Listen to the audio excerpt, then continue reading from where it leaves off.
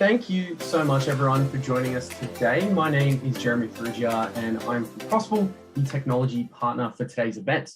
Before we get kicked off, I do want to begin today by acknowledging the traditional custodians on the land in which we gather today and pay my respects to the elders past, present, and past and present. I extend that respect to the Aboriginal and Torres Strait Islander peoples here today. So with that in mind, welcome everyone to the Construction and Property Services panel session and stream. Essentially to give you a quick run through of how we're going to be running the day. It's about 40 minutes. For the next 40 minutes, we're going to be going through a panel session, and we have 4 top graduate employees from across Australia featured with us today. Very exciting, followed by a few presentations followed on from there. So it's with that in mind that I'd like to start off by introducing David from Engineers Australia, who's going to be emceeing today's particular panel session. Welcome, David. No worries. Thank you for inviting me. I'm glad to be here today. No worries, David. Thanks so much for joining us. Would you like to introduce the panel and get started with the questions from there? Yes, happy to go.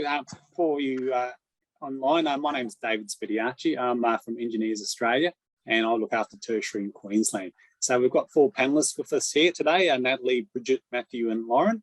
And what I'll do is get all of them to introduce themselves and just describe what their organisation does. So who would like to go first?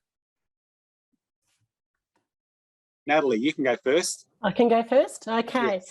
So I'm Natalie McDonald. I'm an Associate Director at Johnstaff in Victoria. So I work in the project management side of the business. And I actually have an architectural background, and I head up our education and research sector for our Victorian business. So Johnstaff is a diverse management and delivery practice in the construction industry. So we act as project managers, cost managers, construction consultants, and professionals. We have offices throughout Australia and New Zealand, but we're probably a bit smaller than some of the other companies that you'll see here today. We have 250 people in our company, so we differ in that way. We work closely with our clients to deliver projects in sectors including health, education, aged care, research, justice. And our projects range from $1 million to hundreds of millions of dollars. And we're also privately owned business, so that probably differentiates us from some of the other businesses. So that's a bit about me. Lauren, do you want to go next? Hi, thank you, Jeremy. Nice to be with you all today. I'm Lauren. I work for Lendlease in our building and construction business in our national operations team.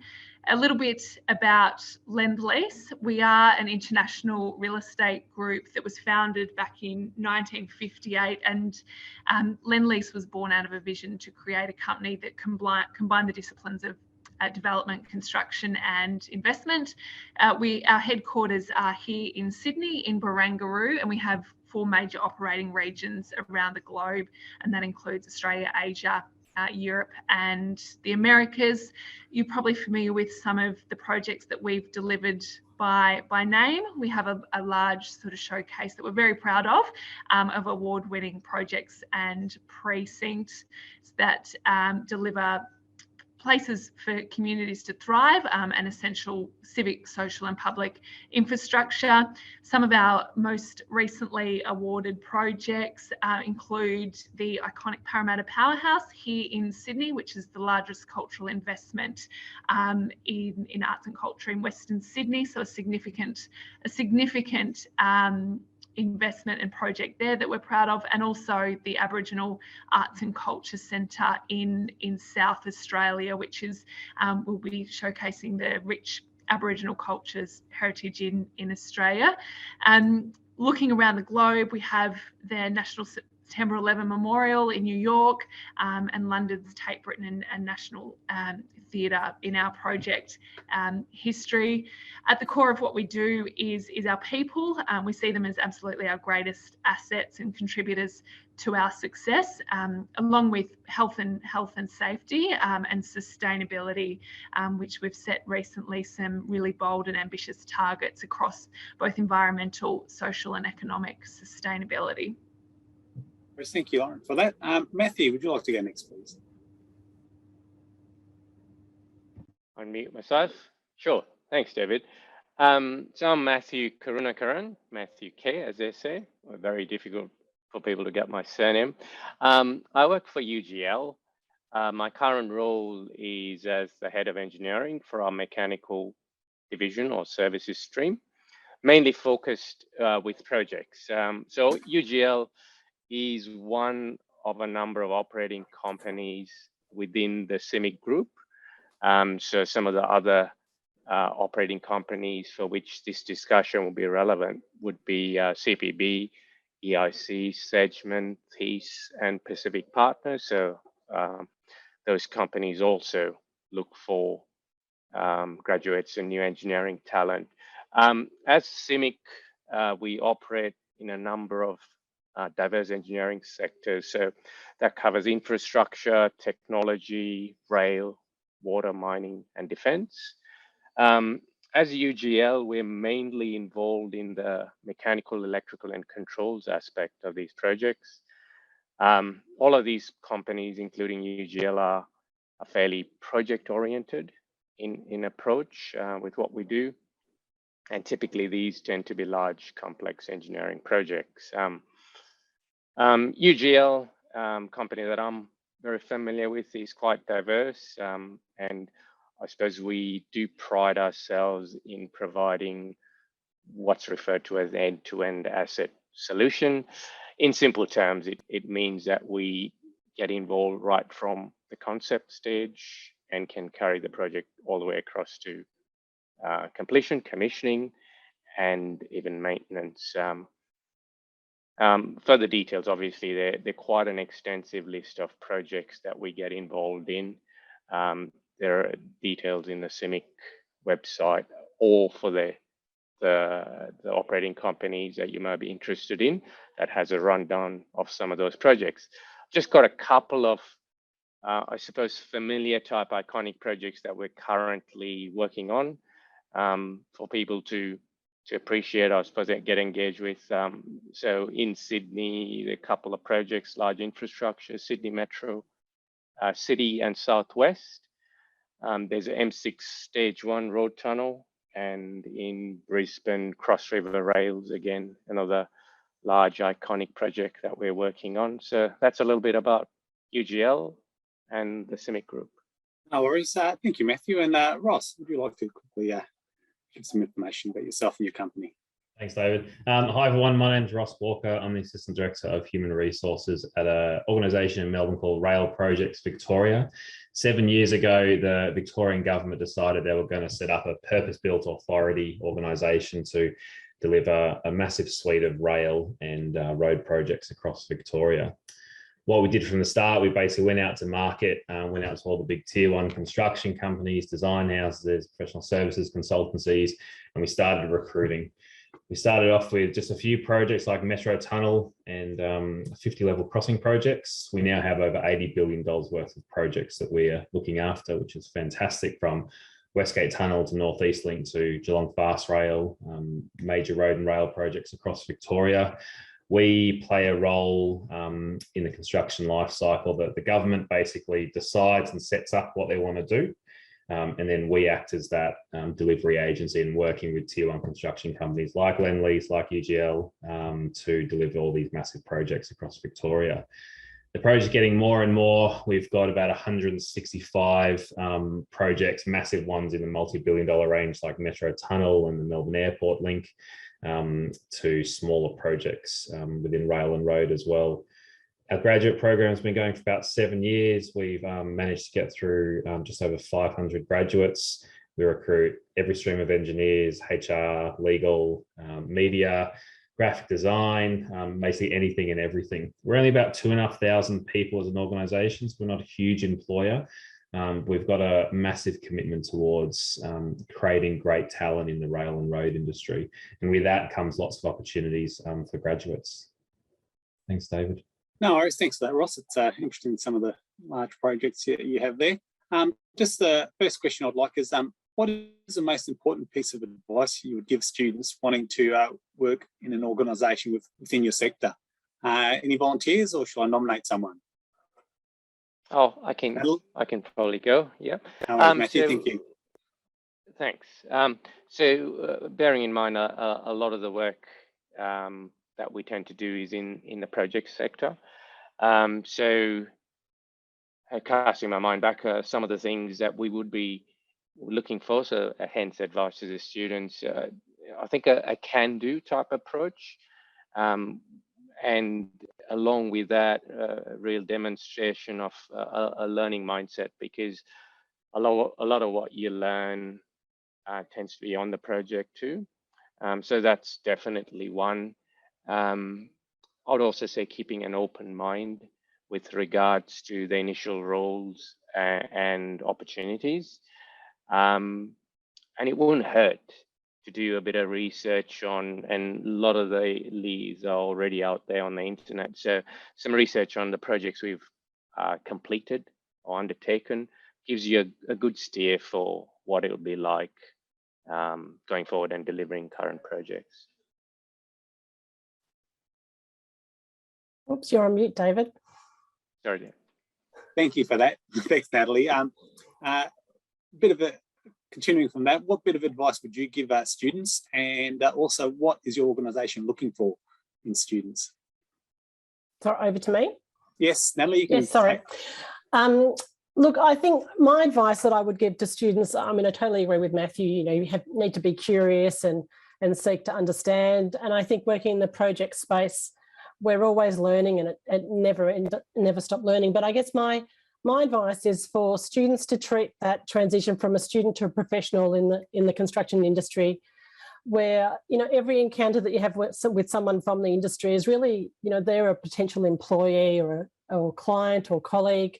So think about how you carry yourself, how you respond, how you make eye contact.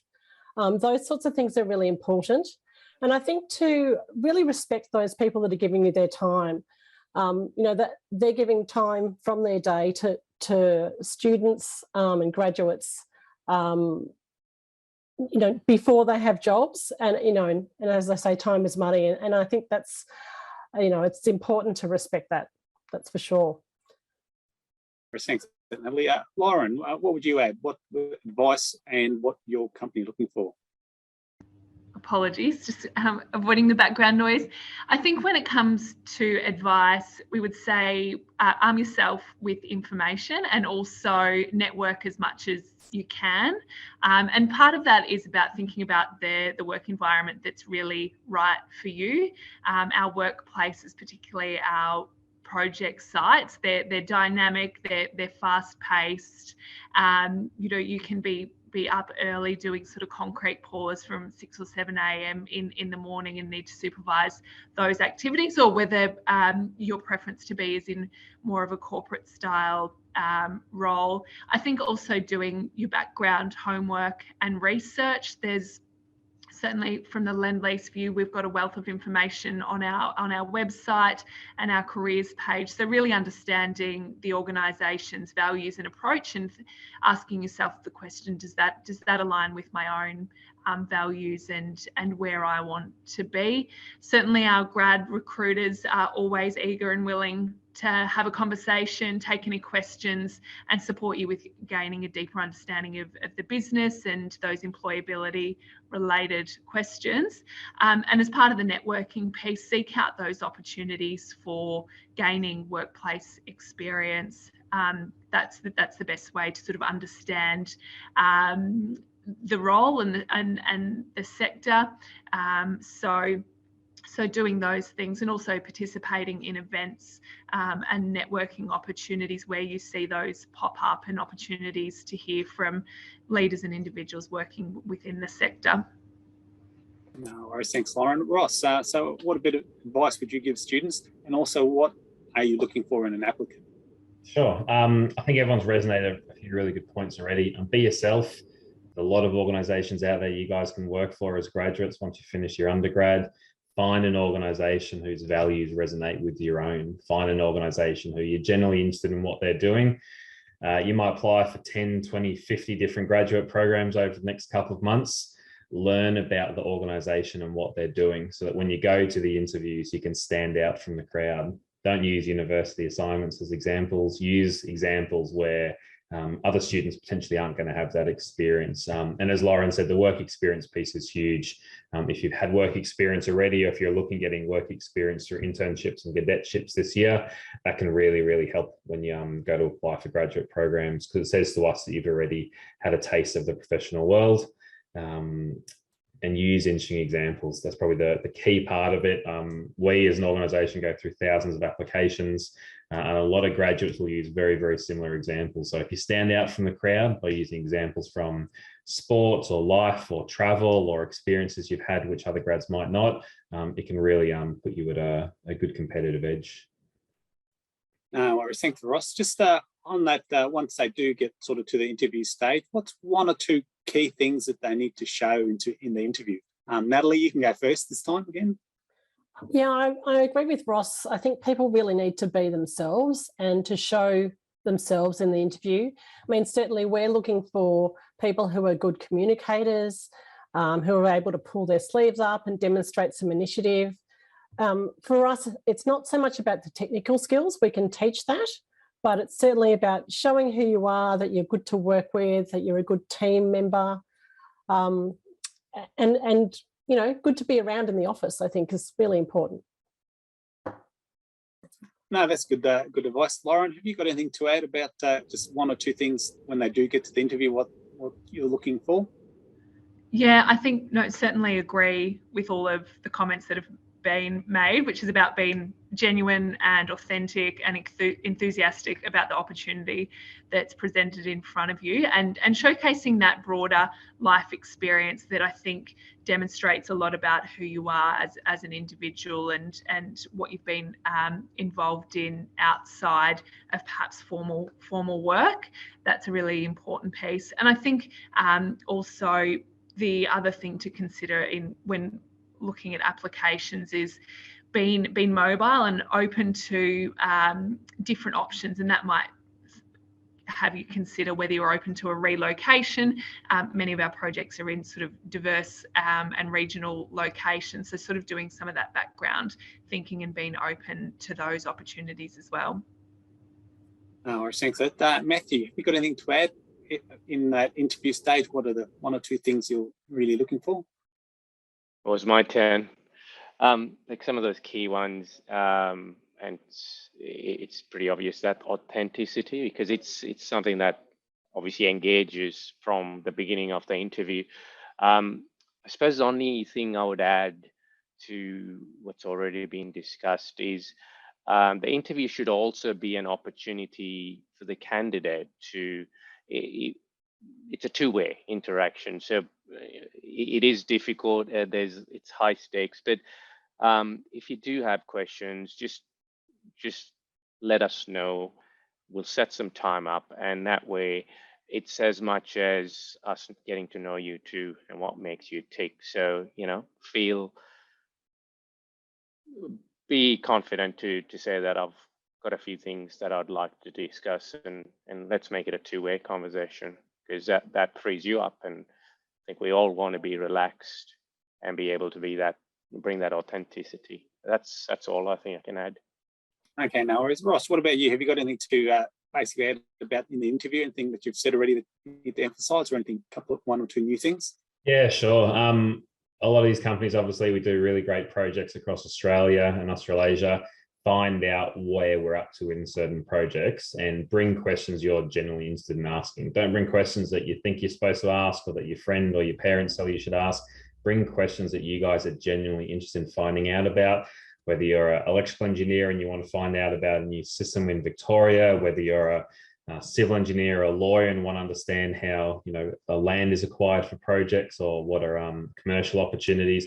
Ask those questions, and it shows that you're genuinely interested in the organisation, and know what the company does.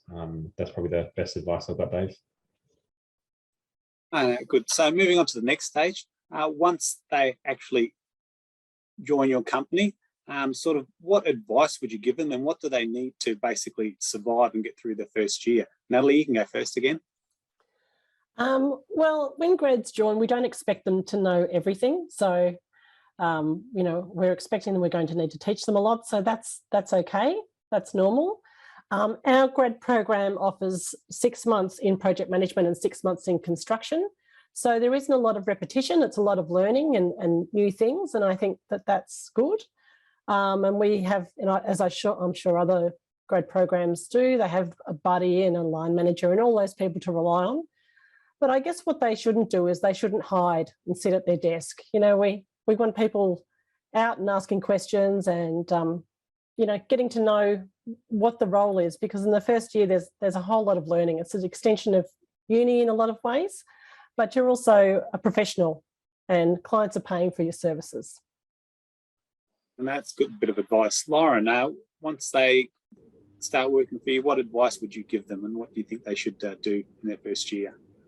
Yeah, I think first and foremost, it's a little bit about being comfortable in being uncomfortable, being comfortable to feel overwhelmed and in a very new environment, and being comfortable not knowing all the answers. It's more about how you manage yourself moving forward and seek out the answers to those questions. So having been kind to yourself in that regard, be absolutely curious. So ask those questions, find that peer or buddy within your team or broader cohort that you feel you can ask those silly questions of. Put your hand up to get involved. Organisations like ourselves, we have a range of opportunities for our people to participate, whether that's within a site team or more broadly within the organisation, say diversity and inclusion working groups and that type of thing. Be open, just be really open to a range of experience and cross-project team roles, get to know other people, what they do, what their piece of the puzzle is and how they contribute to the bigger picture in terms of project delivery. And again, I think just your strength is in your network. So build those relationships and be open to learning from others, even if they sort of aren't directly in the same role as yourself, but really having that broader understanding not only of your team, but the project that you're delivering and the organisation within which you sit in.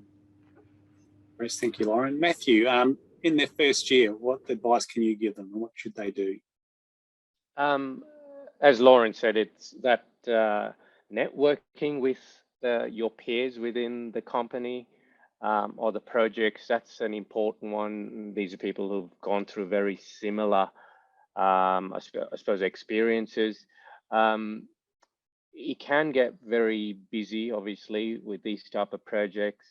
So actively seeking feedback from your immediate manager or your team, especially constructive feedback. Just, I think people appreciate if you make the time, sit down, get that feedback, and it's just part of that learning process. I suppose the only other thing I'd like to add is there will be minor setbacks. I think Natalie, you said it. We don't know what we don't know. It is a learning process. So don't let minor setbacks deter you. You learn from those and you're better next time. As I say, it's not the first mistake, it's the repeated mistake that's an issue. So that's probably a couple of the key ones. But lastly, also, it is a period of learning and enjoy yourself, you know. Thanks, Matthew. Ross, what advice would you give them and what should they do at your company in their first year? Sure, I think the two big ones of the sponge for knowledge has already been covered. As a graduate, it's a couple of years of your life straight out of university. You're still trying to figure out exactly what you want to do in your niche, explore and try different things. If you've got people in the organisation vouching for you and saying, hey, do you want to come along and try this? Do you want to come out on site to see this? There may even be areas that you haven't thought about getting involved in previously. I remember when I was a grad, I got asked to do a marketing rotation. I went, nah, no way. I just want to do HR rotations. And I said, you know what, let's give it a crack. And 13 years later now, I still use a lot of that stuff I learned as in a marketing rotation. So make sure you stay outside your comfort zone. Be resilient, as these guys have said. Not every day is going to be perfect. Really, at the end of the day, it's your happiness factor that you got to test. You might have had a tough, long day. You might have had a really exhausting day, but are you happy? And if the answer is yes, keep on doing it. If the answer is no, then make sure you seek help and speak to people, whether it be your peers as grads, your mentors, your grad managers, or people in the organisation you trust. A lot of people have been through the experience you guys have or are about to go through as grads. So make sure you reach out to them. And the third one's probably stay humble. A lot of grads think they're pretty invincible, which is fantastic. You finished a grad program, you got a job in a great big organization. Stay humble to that fact, and realize that every experience you have in your graduate program is potentially an interview for your next role. You're setting impressions with people which you may not now think are going to impact your career, but down the track you might run into that person again, and they will judge you on that one or two experiences you've had with them. So make them positive experiences. No worries. That's a great point, Ross. Personal branding is very important, because that's what likely get you the next job, and the job doesn't get advertised. Just going to expand on a point that a couple of you touched, and that's what shouldn't they do once they join your company. So Natalie, do you want to expand on a couple of points or add to what you said previously? Look, I think, yeah, I mean, I said earlier that they shouldn't just hide. I think, it's more about learning in the positive. I think, as Matthew said, we don't want people to go home and be upset because they made a mistake. There's always another day. We've all made mistakes. We just need to learn from those mistakes. Everyone's there to support people. So, I think it's really communicating is the key. Communicating with your team. When you make commitments, stick to those commitments. Don't, and if you can't, then let people know. It's really communications, I think, the key for us. No worries. Thanks, Natalie. Lauren, what shouldn't they do? I think a lot of it has been covered, but it's just about that really speaking up piece, and whether that's to seek out role and expectation clarity, speak up, whether you're facing challenges but potentially don't want to be interrupting people that are busy, that do speak out, and really leverage and rely on those networks that you have. And I think absolutely the personal brand piece is something that we should all always be continuing. So absolutely about how we conduct ourselves in the workplace and how we are making sure that we display respect to everyone around us, and not just within our own internal organisation, but those clients and communities that we work with, subcontractors, and having an equitable approach in that regard, because as we've highlighted, you don't know when you're going to cross paths with people again, but it's also just about being really great human beings as well. All right, thanks, Lauren. Matthew, any advice about what they shouldn't do when they first start? Especially with those new roles, I suppose don't pull the pin, or don't decide based on certain things that that's not it for you. I think that communication piece again, if there's something with the role that's bothering you, you're not happy, speak up, because with I think all of us on the call, fairly large organizations, there are other roles, there are other things, and circumstances might change, young families, but we can only help if we realize that something's changed or something we need to address. So yeah, don't suffer in silence, reach out. And that's the first stage and 9 times out of 10, we've been able to come out with something that works for both. So yeah, don't suffer in silence. It's a good bit of advice there, Matthew, about not suffering in silence. It's very important, because your mental health is very important, and everyone has ups and downs throughout their careers and workful. And the main thing is have a mentor, someone you can speak to. Ross, what advice would you give them that what they shouldn't do? Don't treat it just like a job. A lot of students come from, whether it be a small retail or a large retail brand or hospo brand in Australia, whether it be fast food. A lot of university students treat those roles as a paycheck. You go in, you get paid, you come home, you go to uni, you go out with friends. being in a grad program is a perfect opportunity and a very, very unique opportunity to kickstart your career. You've just done a 3 or 4 year undergraduate degree, you've gone through 10, 20, 30 processes, and you've chosen a graduate program that's going to suit your career. Make every opportunity. Don't just treat it like another job. Don't sit back, as these guys have said, and suffer in silence. It's not up to your manager. It's not up to your mentor. It's not up to your peers about whether you guys do well in grad programs. It's up to you as an individual. So reach out and ask support, and make the most of it. Don't let the opportunity pass you by, because you will not do another grad program in your life. No worries. That's a great bit of advice there, Ross. Just changing it slightly up, just a bit about the current situation, lockdowns and how everything's happening. When a graduate starts, what's your company doing to ensure that you're taking care of your graduates in this climate where they might be having to work from home or all those sort of things? Natalie, did you just want to lead us off, please? Yeah, look, I think for our business, because we've got sort of 2 parts to it, if you like, the construction team, it's kind of business as usual. They're all out on site, and the grads have had a great time because they've been working in teams on site, and it's been really great for those grads. But on the project management side of things, we've been working from home, and it's difficult, and it's difficult to get to know people.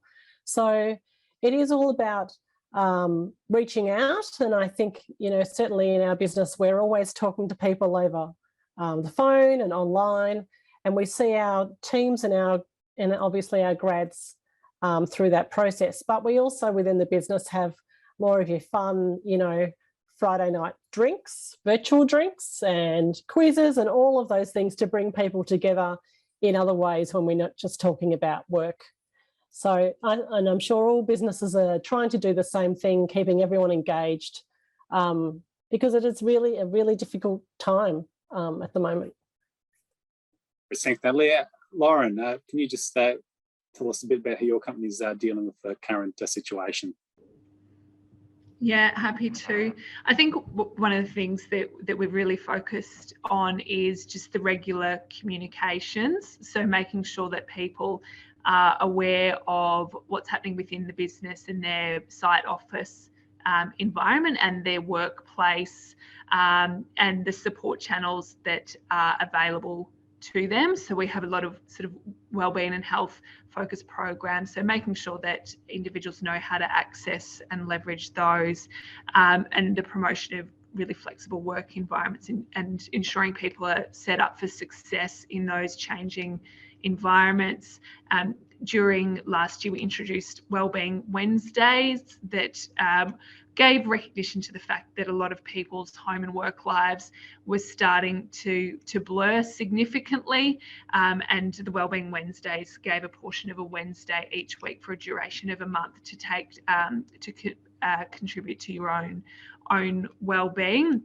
And also recognising the additional pressures that a lot of our site personnel were under and facing, and the additional load that they were taking on. And part of that was really about supporting our people managers to support their own teams, and then encouraging people again to be utilising their peer networks and stay really connected during that time. Some good advice there, Lauren. Matthew, how's your company coping with the current situation? So yes, we predominantly use Teams, and so that regular catch up or a few people being buddies to check in. Now with, dare I say, a little bit of breathing space, we try within the different projects, whichever day suits, we try and align a few days at least where the team can come into the office, and at least in their groups they can meet, especially after close to 2 years now. I think people do want to come in and meet with their group, so we're trying to facilitate that. And I think the last part, similar to what Lauren was saying, was working from home has its challenges, especially being able to knock off at a time because you're there at your desk. So look, myself included, I try and make it a point that you get to 6 p.m. or 6:30. If there's an email, it'll wait. I'll catch up with the team tomorrow rather than send them something, because then invariably people feel obliged to respond. So little things like that, you know, I think we've all got the same challenges, but I think some of these small steps can make a bit of a difference. All right, thank you for that, Matthew. Ross, how's your company coping with the current situation? Yeah, so we've been relatively fortunate that for the large part, the majority of our projects have continued. There's been a very short, obviously, stop in some of the construction projects, but for the bigger part, everyone out on sites continued. Communications, as these guys said, have been absolute key. People wonder, they see stuff on social media, they see stuff in the media, they wonder how we're going to react as an employer. Getting comms out really quickly after announcements been made has been our key, so people are aware of what's going to happen. And that's been communicated pretty broadly over the past 12 months as a hybrid working model. 2.5 years ago, if you said to us, hey, let's start working from home, I think we would have had a lot of very reluctant managers. Now kind of our corporate side of things is really harnessing that hybrid working arrangements through Teams, through Zoom, through all different kinds of software platforms that make our jobs easier. For you guys as graduates coming into an organization, it can be tough working from home. It can be tough not being able to see people in person. So my advice to you guys is that if you've got an opportunity to be in an office surrounded by people, get in there and get surrounded by them, because it's a better experience from a lot of our grads and what they've said to us over the past 12 months. And by that means as well, speak up and ask questions if you're not sure. If you think something might happen, or you spend time worrying about a possibility about what's going to happen in the future with hybrid working arrangements, you're wasting your time. Speak with your manager, speak with your mentors or your grad manager, and ask the question, hey, what's the plan? So that you can kind of get back to doing what work you're supposed to be doing, and learning and enjoying your job, as opposed to worrying about the big question marks ahead in your day. That's a great bit of advice, Ross, to make sure you communicate well and get into the office whenever you can and be with people, because you can always ask other people that you don't really see very often questions like that. We're almost out of time, so what I'll do is I'll get all of you just in 1 or 2 sentences just to basically say why students should apply to your organisation, and also what makes your company unique. So Natalie, do you want to start us off, please? Yep, I'll be really quick. So I guess Johnstaff is both a large and a small organisation. So in terms of project management, we're quite large, but in terms of construction, we're quite small. So we're large enough to have structured learning and systems and support in place, but also small enough that we don't forget about the individual people. I guess our grad program offers 2 streams. So you spend 6 months in project management and 6 months in construction out on site. So you get to have a taste of 2 different careers, so that within the one business. So that's probably a little different to some of the other offerings.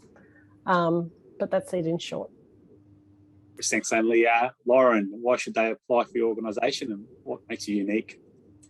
I think the why is about the diversity of opportunities that Lendlease has available, given the breadth of our business structure and the role opportunities. So there is a diverse and wealth of roles and opportunities within the business. I think what's really unique and what can be delivered at Lendlease is not only the built environment and the projects that we deliver, but we very much see ourselves as an industry leader in safety and innovation, digital and sustainability. So really being in an organisation that sees itself as ahead of the pack in those spaces and really investing in those areas, and having a very much an opportunity to be part of that industry leading work. Oh, I think Lauren. Matthew, 1 sentence, say, hey, why should they apply for your organisation, and what's unique? So for the right candidate, look, it can truly be a career for life. Not many, I think, opportunities out there where you can progress through. That's facilitated by the diversity, I suppose, and the sheer breadth of what we do as part of CIMIC. Lots of different career paths, and I think it's backed by the fact that we are very strong with promoting from within. So the last part is, I suppose, I'm the living example, or one of the. I started as a grad 23 years ago, and have been fortunate to be given the opportunity to progress. My manager has more than 23, and so yeah, look, it is a career for life if you're the right blend and have the right aspirations. No, I thank you, Ross. What makes you unique, and why should they work for you? Look, we've been recruiting grads for a while. We've had 7 really successful intakes of graduates. Over 500 people come through our program. Our program is fairly unique that we offer a 2-year grad program. There's a structured grad learning series. For the engineers, we get you out on site, we get you involved in design, we get you involved in planning. For the HR grad, the legal grads, we give you the full spectrum in construction projects as well.